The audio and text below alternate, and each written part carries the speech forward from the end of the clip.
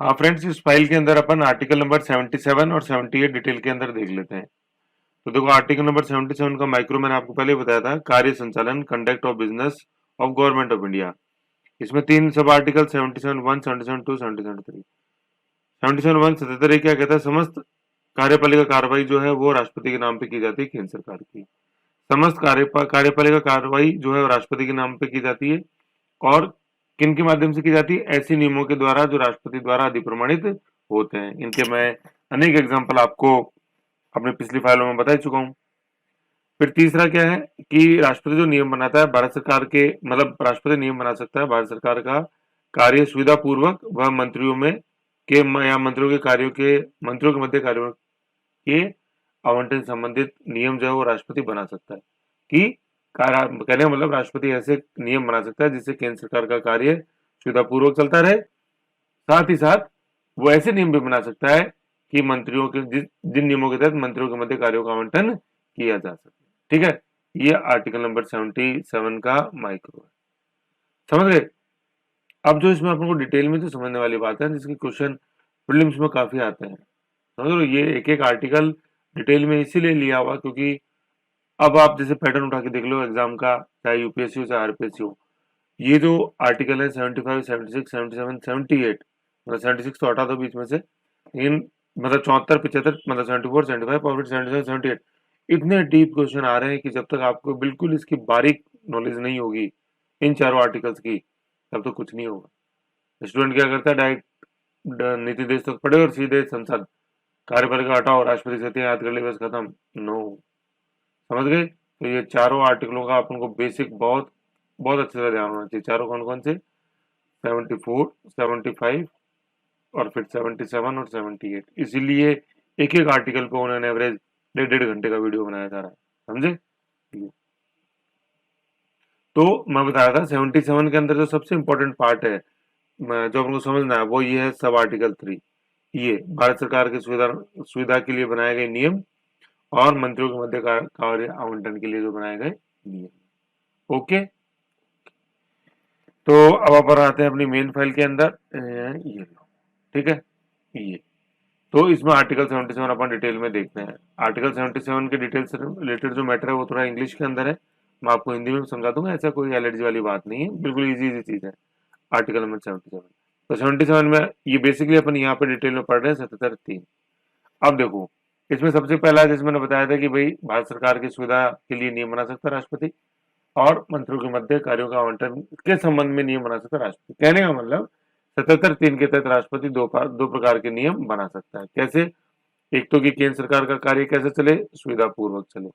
दूसरा किससे संबंधित नियम, कि मंत्रियों के मध्य कार्यों के आवंटन के संबंध में बना सकता है। ठीक है, ये दो नियम राष्ट्रपति बना सकता है। लेकिन अपन देखते हैं कि लिखने से क्या हुआ 77, कभी राष्ट्रपति ने प्रयोग भी किया होगा इनका, है कि नहीं है? तो यही अपन देखते हैं कि राष्ट्रपति ने प्रयोग करके ये नियम बनाए हुए हैं। तो इस नियम को जैसे आप, ये हाइपरलिंक मैंने दिया हुआ है, तो ये नियम जब अपना खुलेगा तो ये नियम ये ऐसे ही आपको खुल जाएगा। ठीक है, तो वैसे राष्ट्रपति भवन ये खुला हुआ है, ये ठीक है ना, ये अभी आएंगे कमेंट सेक्शन पे देखेंगे ये। तो देखो, ये नियम है, समझ रहे हो आप? ऐसे तो ये क्या नियम है, भारत सरकार कार्य आवंटन नियम 1961, अलोकेशन ऑफ बिजनेस रूल्स, ठीक है, 1961, ऐसे। ठीक है, तो ये अपन को ये चीज देखनी है। तो इसमें दो होते हैं, government of India allocation of business rules और government of India transaction rules, मतलब ट्रांजेक्शन ऑफ बिजनेस रूल्स, ऐसे करके दो नियम है। ठीक है, ये चीज। फिर आते हैं मूल फाइल में अपन। तो नियम तो जानना तो जरूरी नहीं है, लेकिन इनका बेसिक्स जैसे कहाँ छुपा हुआ नियम होगा वो जानना जरूरी है, कहाँ से ये नियम आए। तो आओ, अब अपन पढ़ते हैं।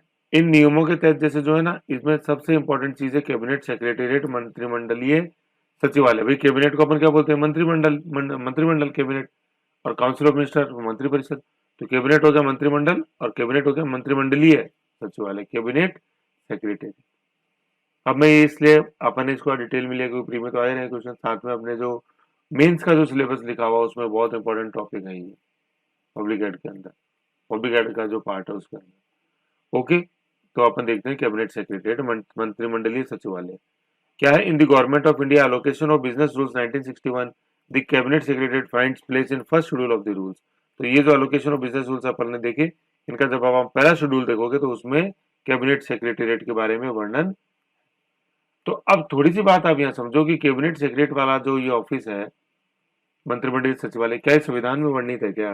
बताओ, संविधान में नहीं है, क्योंकि ये तो इस नियम के अंदर वर्णित है जो मैंने आपको दिखाया 1961 वाला नियम। तो ये नियम संविधान में नहीं वर्णित है, अलग से बनाया गया राष्ट्रपति ने, अनुच्छेद 77 3 के तहत जो शक्ति दी गई है राष्ट्रपति को, उसके तहत राष्ट्रपति ने नियम बनाए, है कि नहीं है? तो ये नियम क्या है? ये संविधान का हिस्सा नहीं, कॉन्स्टिट्यूशन नहीं है, ये अलग से बनाए, एक्स्ट्रा कॉन्स्टिट्यूशन, संवैधानिक है।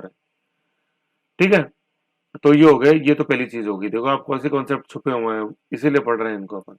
फिर दूसरा बिंदु क्या? द कैबिनेट सेक्रेटेरिएट मंत्रिमंडलीय सचिवालय of India is the office of the cabinet secretary मंत्रिमंडलीय सचिव ऑफ इंडिया। कहने का मतलब क्या है? कैबिनेट सेक्रेटेरिएट जो होता है, ये किसका ऑफिस है? ये कैबिनेट सेक्रेटरी का ऑफिस, यू। फिर क्या है? The cabinet secretariat functions directly under the prime minister, कि नो डाउट कैबिनेट सेक्रेटेरिएट काम करती है, एडमिनिस्ट्रेटिव हेड जो है वो इसका कैबिनेट सेक्रेटरी है, लेकिन इसका जो ओवरऑल हेड है वो प्राइम मिनिस्टर है। तो कोई आपसे पूछे, ये क्वेश्चन आता है कि मंत्रिमंडलीय सचिवालय किसके अधीन काम करता है? राष्ट्रपति, प्रधानमंत्री के अधीन वो काम करता है, राष्ट्रपति के अधीन नहीं। राष्ट्रपति ने तो जो नियम बनाए हैं 1961 वाले, उन नियमों में इसका उल्लेख है इंस्टीट्यूशन का, कैबिनेट सेक्रेटेरिएट का। लेकिन कैबिनेट सेक्रेटेरिएट काम किसके अंडर में करता है? राष्ट्रपति के अंडर। और प्रशासनिक प्रमुख कौन होता है कैबिनेट सेक्रेटेरिएट का? मंत्रिमंडलीय सचिव। ठीक है, फिर अपन देखते हैं ये चीज, the administrative head of the cabinet secretary is the cabinet secretary who is also the ex officer chairman of civil service board, ex officer पदेन। ठीक है ना, ये अपन को ध्यान रखना है। ये क्वेश्चन प्रीलिम्स में आया, ज्यादातर आंसर की इसके अंदर गलत थी। सबने प्राइम मिनिस्टर बना रखा था सिविल सर्विस बोर्ड का अध्यक्ष, नहीं। ठीक है ना, कौन है ये सिविल सर्विस बोर्ड जैसे जो होता है, सिविल सर्विस बोर्ड का पदेन अध्यक्ष कौन है? Cabinet secretary. ये बहुत इंपॉर्टेंट क्वेश्चन है, बुक्स में नहीं है ये चीज, देख लेना, पढ़ लेना, मुझे बता देना ऐसे। ठीक है, ये चीज। फिर आगे देखते हैं अपन, द कैबिनेट सेक्रेटरी मंत्रिमंडलीय सचिव is the India's most powerful bureaucrat. मतलब जैसे जो अपन आईएएस पोस्ट देखते हैं, तो ये सबसे सीनियर मोस्ट आईएएस होता है पूरे कंट्री के अंदर, पूरे इंडिया के अंदर। और सबसे पावरफुल ब्यूरोक्रेट ये व्यक्ति, मतलब सबसे ब्यूरोक्रेट मतलब नौकरशाह, तो सबसे पावरफुल नौकरशाह कौन है भारत के अंदर? कैबिनेट सचिव। ठीक है, India most powerful bureaucrat and the right hand of the prime minister of India.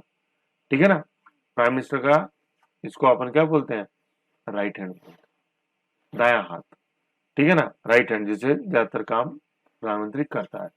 ठीक है, तो ये बहुत इंपॉर्टेंट पोस्ट है, एडमिनिस्ट्रेटिव पोस्ट है, India most powerful bureaucrat and right hand of the prime minister of India.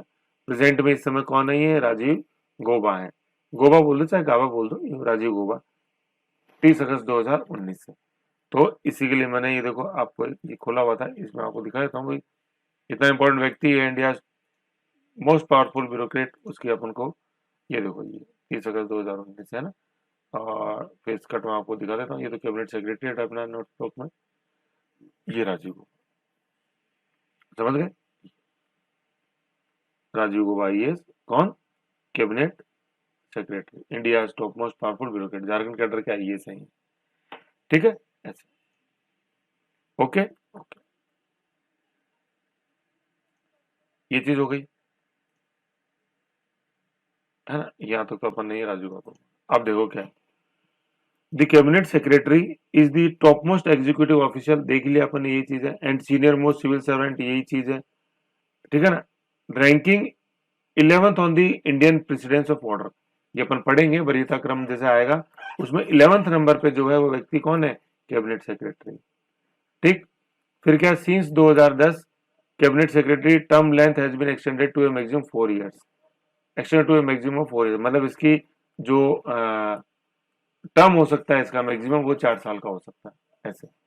वर्तमान में जो उनको सैलरी मिलती है वो 2.5 लाख रुपए फिक्स है, है ना, इसमें अलाउंसेस वगैरह नहीं जुड़ते हैं, ये स्टाइपेंड के रूप में एग्जैक्ट इनको 2.5 लाख रुपए मिलते हैं, इसके अलावा कुछ भी नहीं मिलता है ये। फिर जो सबसे इंपॉर्टेंट चीज है वो ये है कि the cabinet secretary is responsible for the implementation of the following rules for the smooth transaction of business in ministries and department. कौन सा?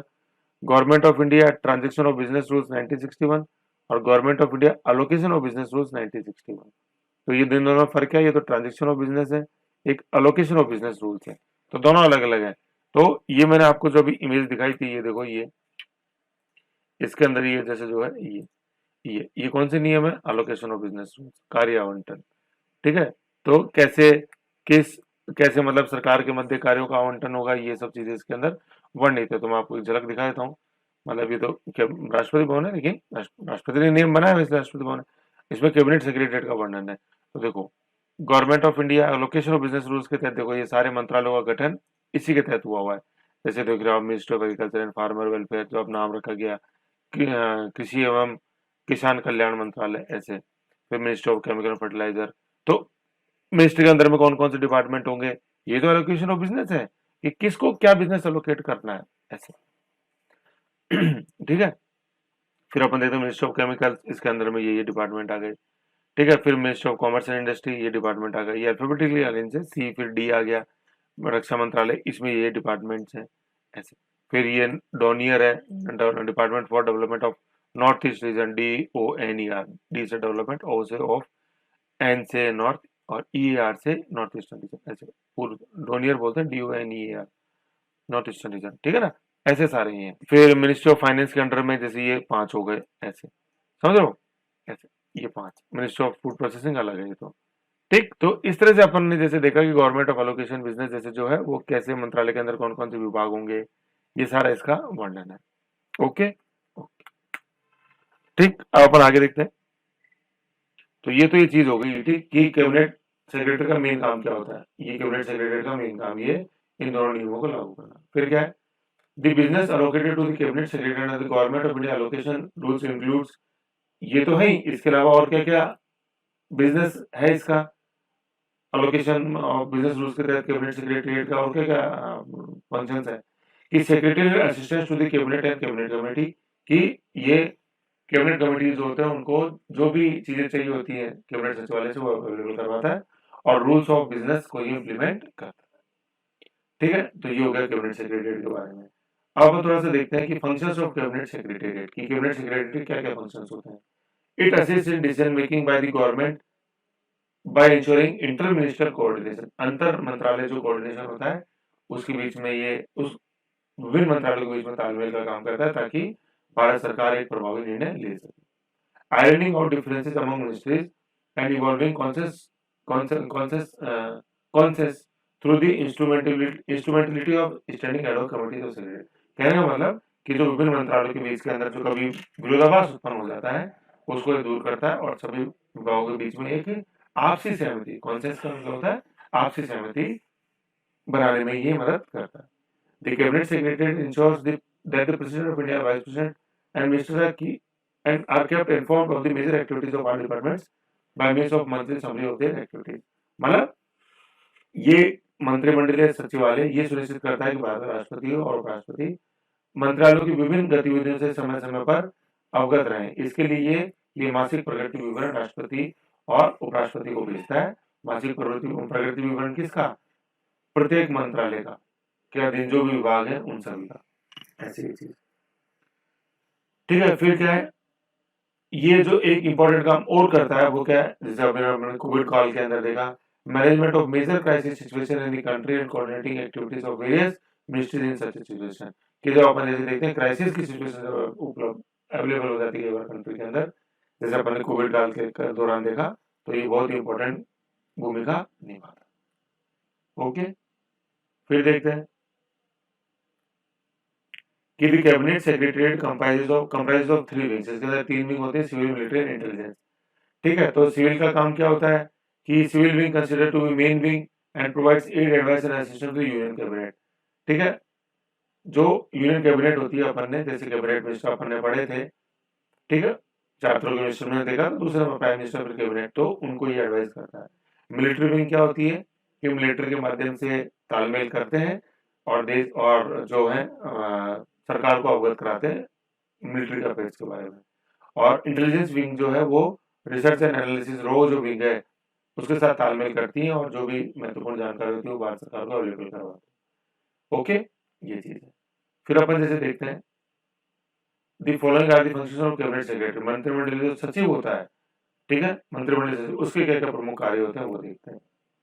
ऐसा करते हैं, ये इंपॉर्टेंट सेगमेंट है, तो ये यहाँ से देखें, ठीक है। इंपॉर्टेंट कार्य जो कैबिनेट सेक्रेटरी करता है, ये मेंस के सिलेबस में लिखे होंगे, जानना जरूरी है।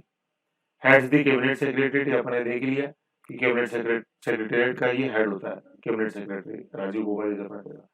Acts as the chief coordinator of the central government, सभी मंत्रालयों के बीच तालमेल बनाता है। Chairman of civil service board बता ही दिया अपन ने, ठीक है ना। एंड सिविल सर्विस बोर्ड का चेयरमैन होता है, which among other things recommends implements of officers except officers under the Ministry of External Affairs for the rank of secretary, additional secretary and joint secretary। मतलब जो deputation पे जो जाते हैं कि राज्य सरकार से केंद्र सरकारों में, उनको किसको क्या विभाग देना है, ये भी कौन तय करता है, सिविल सर्विस बोर्ड। और सिविल सर्विस बोर्ड का हेड कौन, cabinet secretary. Acts as the chairman of the committees of the secretariat, जैसे अपन देखें क्या सेक्रेटेरिएट की भी कुछ कमेटियां होती हैं, उनका हेड होता है। Acts as the chairman of the conference of the cabinet secretary, जो कॉन्फ्रेंस होती है उनका हेड होता है। Recommends posting of officers other than external affairs, ठीक है ना, जो ये रैंक होती है इनके, secretary, additional secretary and appointment of cabinet committees के उनके मेंबर्स को अपॉइंट करता है।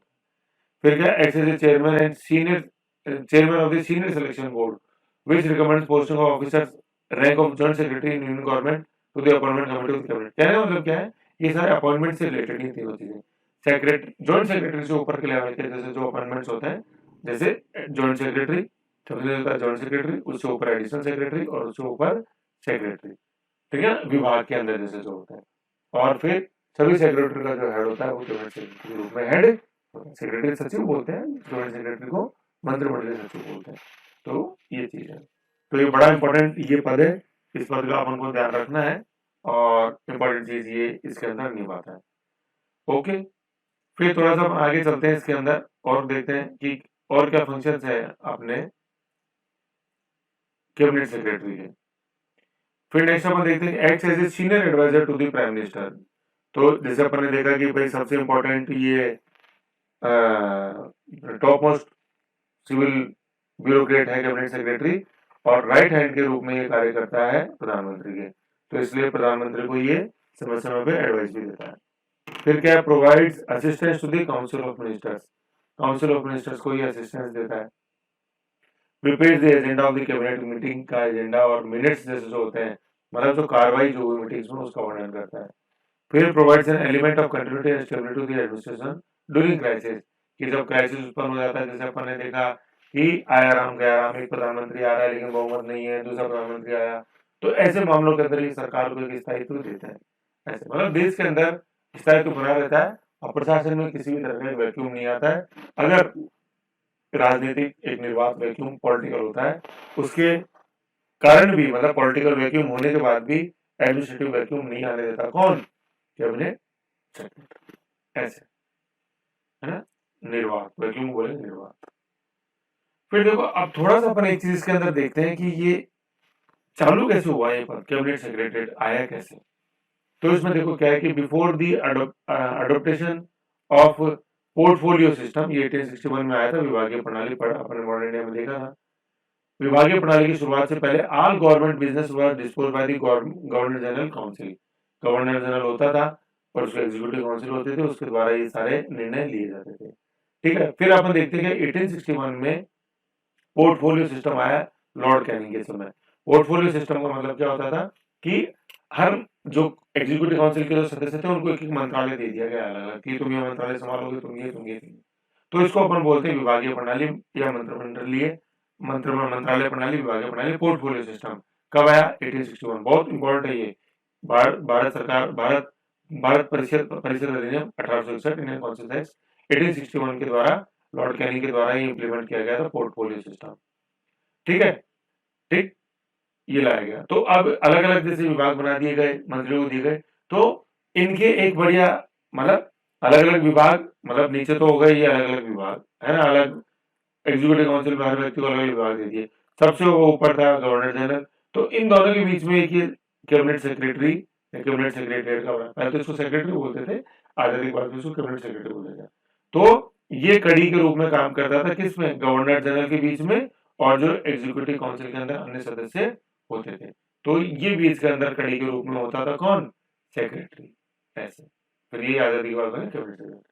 तो ये चीज के अंदर लिखा हुआ आप देख रहे हैं, इंडियन कॉन्स्टिट्यूशन 1861 से शुरुआत हुआ। फिर जो क्या the, secretariat of the executive council was headed by private secretary to the viceroy, है ना, ऊपर वाइसरॉय, बीच में प्राइवेट सेक्रेटरी और नीचे फिर ये एग्जीक्यूटिव काउंसिल के member. Private secretary came to be known as the secretary of the secretariat. ठीक है, ये चीज है। फिर अपन इसमें आगे देखते हैं, फिर कोई खास बात नहीं है, बस सबसे इंपॉर्टेंट फिर ये लाइन है 1940 में, जैसे जो अपन देखते हैं, इन 1946 the secretariat became cabinet secretary and the secretary become the cabinet secretary.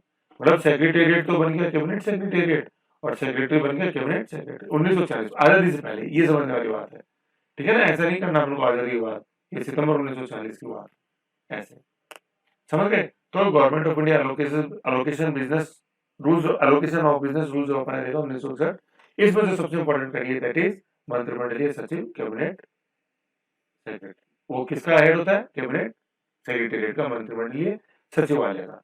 तो ये चीज के अंदर अपन को समझनी है, और बाकी कुछ इन रूल्स के अंदर है नहीं, बेसिक मैंने आपको जो फ्रेमवर्क बताया उसको अपन को ध्यान में रखना।